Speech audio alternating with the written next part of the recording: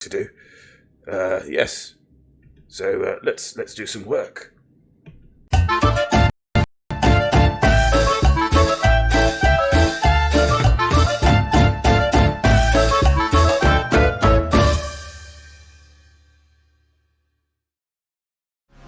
Settle down, settle down, settle down, everybody. Settle down, settle down. Orange Spark, welcome.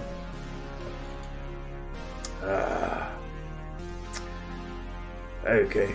If I did as many forward rolls as Jack does in game, I'd fall over dizzy. I'm surprised the enemies are falling over. Thank you, Sheen. Thank you. It's a very important defense technique. Surely years of watching the professionals must have taught you that. We've got a joke to explain. Enough of this shilly-shallying about the honestly, you just won't stop talking about the professionals. Erodian Thorn has a joke that he'd like us to explain. An inebriated man flags down a taxi and says, "Take me to the Olympia Hotel." The taxi driver says, "You're at the Olympia Hotel." The man says, "Next time, don't drive so fast." Right. So basically, from pretty much, I feel almost the dawn of mankind, we have lived under the scourge of hard liquor. In many guises: wine, beer,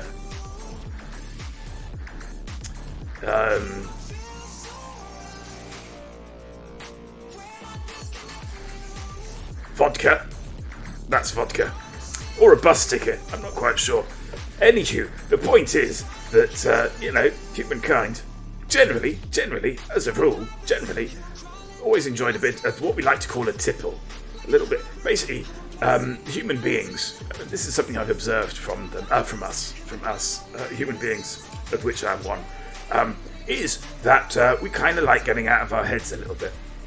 And it seems to be like a very inherent kind of thing. Like we like to experience states that are, let's say, unusual. Yes. And we know this to be true because as children, children like to spin round till they're dizzy, and it's very much the dizziness there that's the draw. They're triggering in themselves a head state that they find pleasurable, you see. And that's a lot like booze, yes. So in this particular joke, we have a gentleman who's flagging down a taxi, more on that in a moment, and he's in what we call inebriated. He's had basically too much alcohol for his brain to function in an orderly fashion. That's basically what happens. Third person upside down. I don't know what he took back around.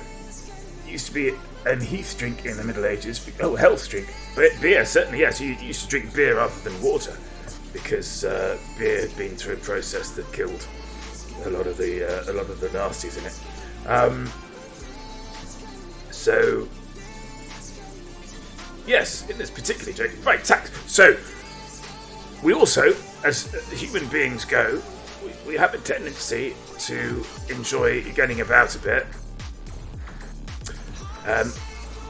through various means of transport. This is definitely a car.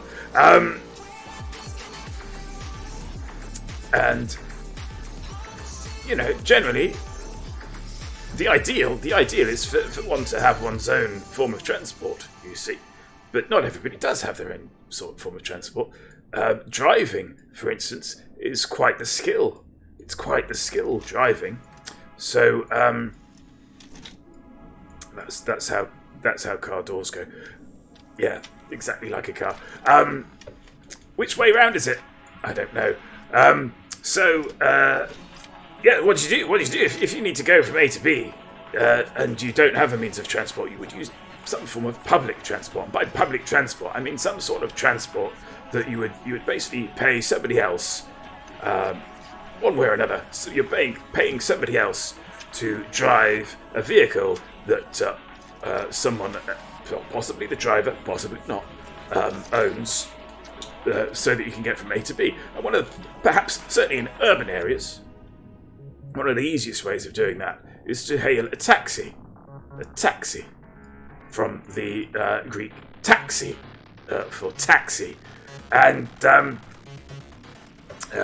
so what a taxi is basically some person driving around in a car. You could just say, "Oi, mate, could you take us to such and such a place?" And they'll say yes, you see. And then you pay an agreed to amount, which is usually, certainly in the United Kingdom of Great Britain and Northern Ireland, those rates are usually set out by the local authority. Yes, so you might want to look up those on the internet just to work out roughly how much you're supposed to be spending on a journey. Now, if you're hailing a cab, you need a if you're driving a taxi that is going to be plying for trade, it's called plying for trade, which is whereby you would join taxi ranks, I think, and also basically be in a position where people can just flag you down in the street and say, "Take me to the Olympia Hotel." So in this particular joke, we have this inebriated man. WKHS, welcome to the stream. How are you diddling? For old time's sake, and old tame's sake, can we get a shout out for WKHS? He's between streaming us currently. But we miss him. For your consideration. We do miss him. And yes, where was I? Oh yes, since the dawn of mankind, we've enjoyed drinking. Oh no, hang on, we'll skip past that again. Yeah, so this chap, he's in his cups. That is to say, he's drunk. So he says, "Take me to the Olympia Hotel," but he's actually stood at the Olympia Hotel. I'll take it as read that we know what a hotel is, just a building that rents out rooms on a nightly or weekly basis. To people who are perhaps away on business trips, or perhaps on some sort of holiday or other. Usually, when we say hotel, we're really talking about somewhere that not only supplies a room for the night, but also is usually like a restaurant and meals and whatnot provided as well. In the United Kingdom of Great Britain and Northern Ireland, if it's just essentially just a room. We'll often use the term bed and breakfast, which is where that's all you're getting, really, bed and breakfast. Oh, yes, we were explaining a joke.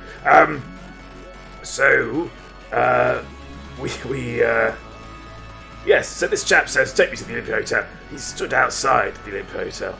So the taxi driver says, "You're at the Olympia Hotel." And this sort of just describes how very, very drunk this man is. He says, "Next time, don't drive him." So what he's, in his drunkenness, he's interpreted the speed with which the taxi driver is responding with you're at the Olympia Hotel. He thinks that what's happened is that the taxi driver has taken him in that split second to the Olympia Hotel. Yes, when actually what happened is that he was already there.